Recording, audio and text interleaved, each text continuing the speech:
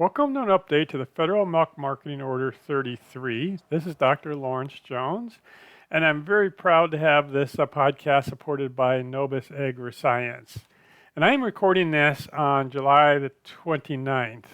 So what's kind of gone on since the last time we talked? So we had this significant run up in prices. This is the class 3 spot price, but really we've been in a choppy sideways trade ever since the middle of May or somewhere in that time frame. So same as last month, I would say that we've had good exports and demand, but the question is, do high prices cure high prices? There's no doubt we've got a lack of replacements. We'll talk about that in a minute. And we keep hearing issues of regional feed shortages and weather constraints, particularly heat up in the upper Midwest. And also fear of not knowing what's going to happen with bird flu and some of these other sorts of issues. So the last global dairy trade was back in the middle of July here. It was up just a little bit, but basically it was such that we're going to be out of the export market. Butter's $2.93 on the world market. On Friday, we were $3.09 on the spot market, so that's no longer an option. Cheddar on the world market's $1.91. We're $1.93 on the spot market. That's no longer an option. Non-fat dry milk takes 20 cents to get it from here to there, and we're $1.24 versus $1.23 on the spot market. And we're going to talk about that a little bit more detail in a minute, because I think our non-fat dry milk might be leading the global dairy trade. But anyway, right now it looks like exports are going to be a bit of an issue.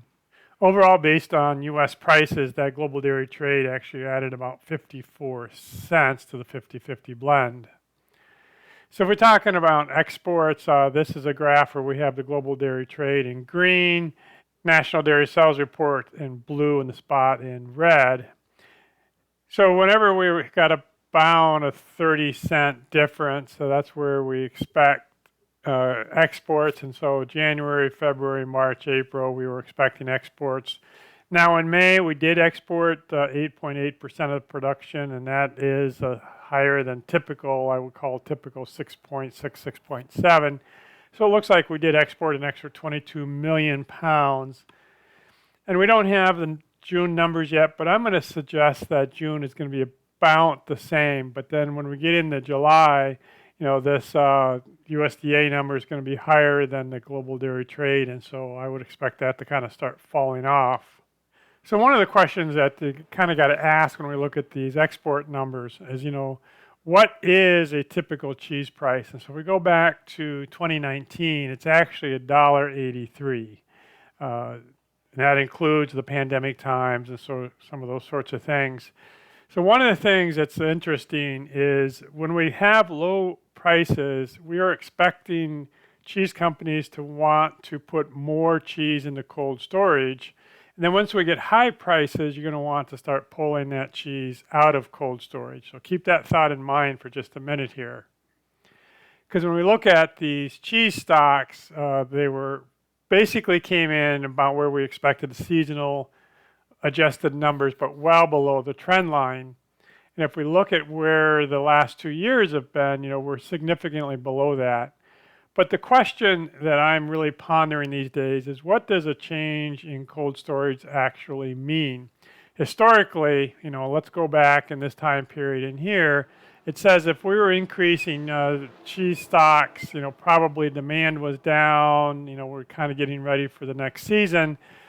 But starting in 2021, I think things really changed. We've got inflation, we've got some of these sorts of things, and we got a forward curve. So anytime that we've got a forward curve here, you're going to want to be putting cheese into cold storage, like $1.50, and then pull it out at $2. But when we don't have that, as we have now, you're going to want to be pulling cheese out of cold storage. Also, kind of related to that forward curve issue was inflation. We had fairly high inflation in 22, 23. That's starting to come down now. So there's lots of reasons why we'd want to be pulling cheese out of cold storage, other than just whether demand is high or low. So this is my rolling disappearance. Again, we only have the May numbers at this point. We'll get them June here in a little bit. couple of things are kind of showing up here. The disappearance is 39,720,000. If we take about 700,000 off due to additional exports, now all of a sudden our disappearance doesn't look quite so good. The other is, historically, if we go back 2016, our days of excess storage was 35 days, it's somewhere down to 34. And we've just kind of been going up 38, somewhere in here, and right now we're 36.8. Is there a reason to have that much cheese in cold storage, or should this be, kind of brought down and rationalized to more like 30 days of excess storage? And I could actually argue that that is the case. So one of the big discussions is replacements, and so here's our latest slaughter data. We had July 4th in the week before, so things are a little inflated as a result of that, but we're still 7,000 lower than we were a year ago at the same time. Now, what's important about the slaughter data is it hasn't been highly informative, except if you go now and figure out how many replacements we must have had in order to have this number of change of cows with that kind of slaughter data. And so 2023 was clearly around 0.78. 2024 is really pushing 0.73. And so this is starting to get really tight. And at 0.73, that herd has, almost no ability to expand. It's going to be more steady. And if we look at the cow numbers, so we just got the milk production report. That was a quarterly report. And we're down 62,000 cows from a year ago. But again, I think this area was way too many cows. But to me, what's interesting is if you go back to probably November, December of last year, we're pretty stable. Yes, it's bounced around a little bit, but really it's been plus or minus 10,000 cows, which is in the standard deviation of USDA's numbers. So we just finished up the June contract, and we're going to finish up July here yet this week. And one of the things I like to look at when we finish up a contract is what kind of carry is in the market. So if you would have sold all your milk 6 months before, you actually would have taken a $1.75 haircut. And so on the right here is the carry, and this was, say, up $1.75.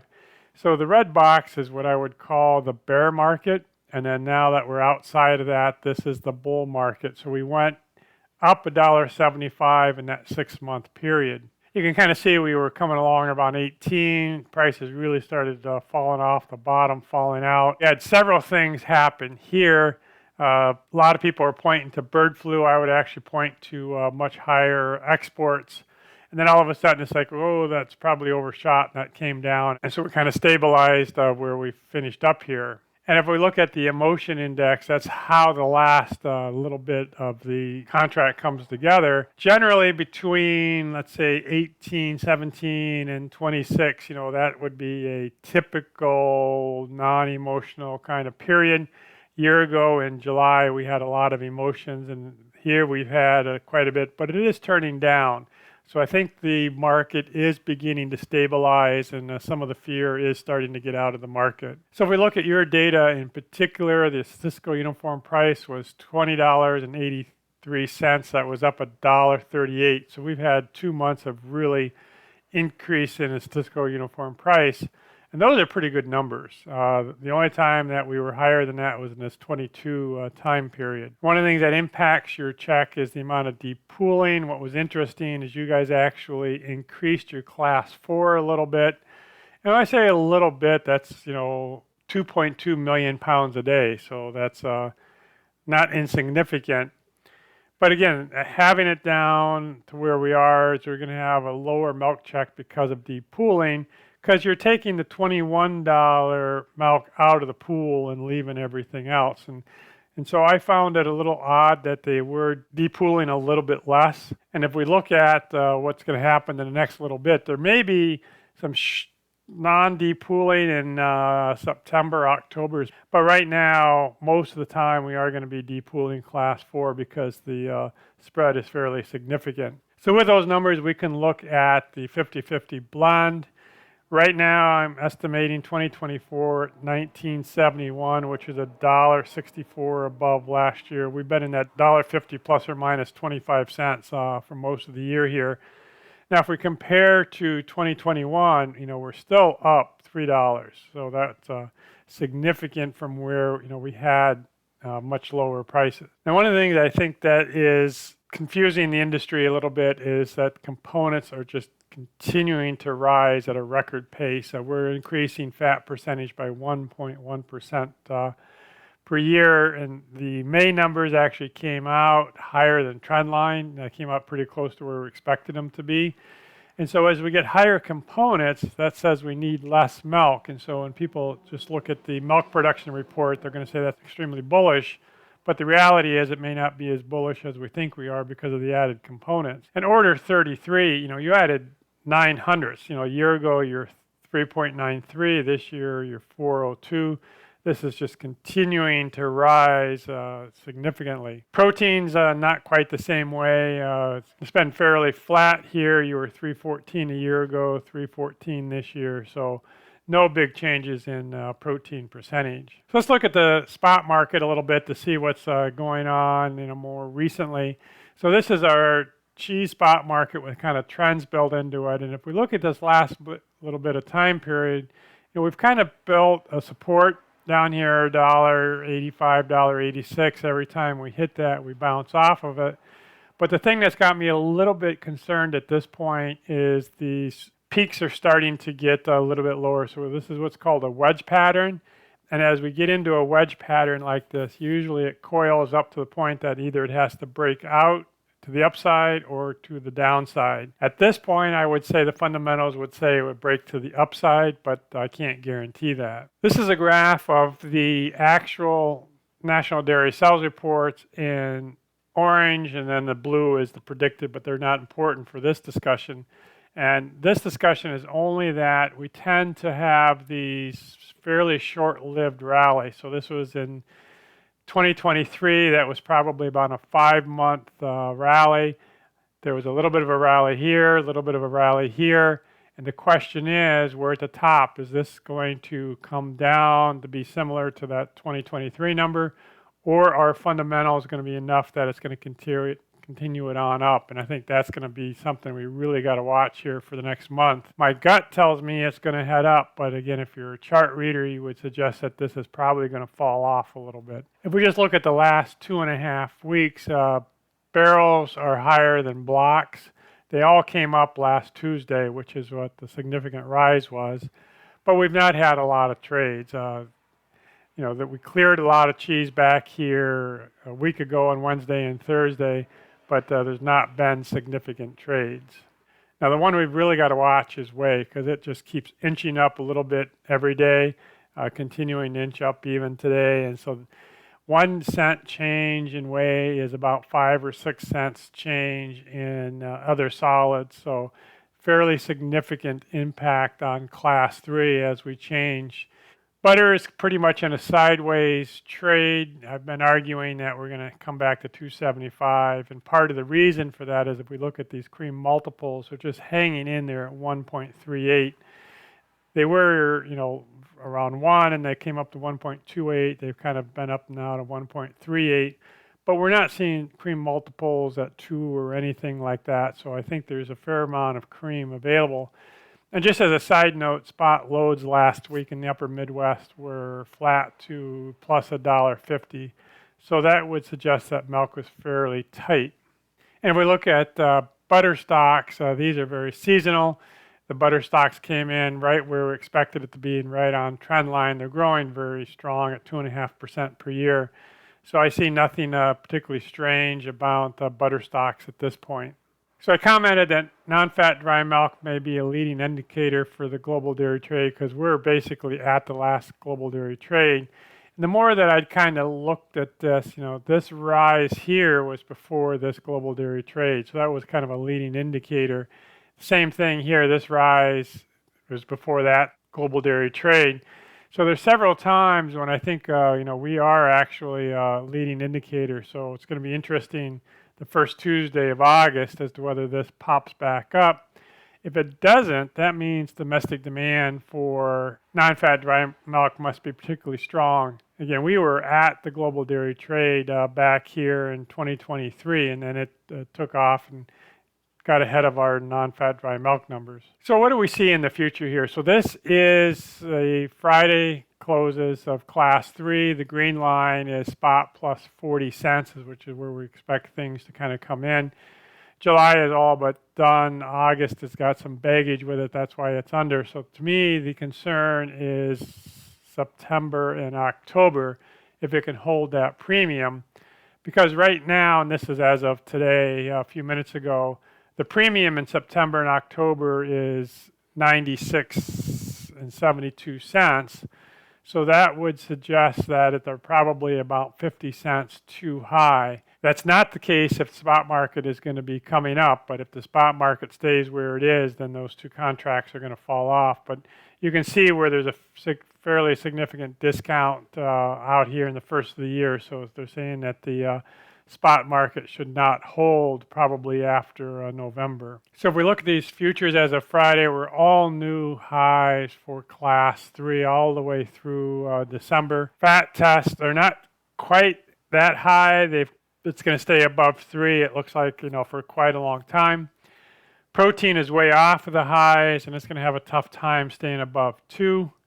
And other solids are above 30 cents right now, but probably going to fall back into that 30-cent range after the first of the year. Class 4 is also off of the highs that we'd had over time. They're still pretty good. It's trading above 21, through just about the end of the year, and then it's going to fall under that a little bit. Now, non-fat dry milk and butter are what make up class 4. We're not paid, specifically for butter, but butter is, still reasonably high, and non-fat dry milk is just off the lows. So it's trying to come up here, but it was trading significantly higher a while ago. So what's dragging this down right now is non-fat dry milk. All right, we'll move into the last part of this, which is grains for the week. Soybean meal was up $16.50 a ton.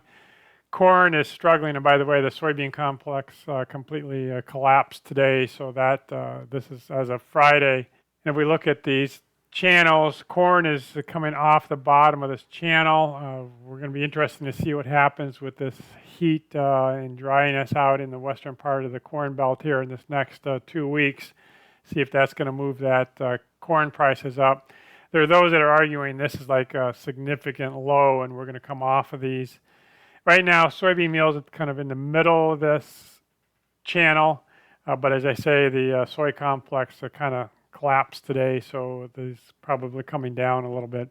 So one of the things that everybody's keeping their eye on is what we call the four-corner ridge, because this is going to keep a significant amount of heat out here in the western part of the corn belt, and we're all going to be above average here for a little while.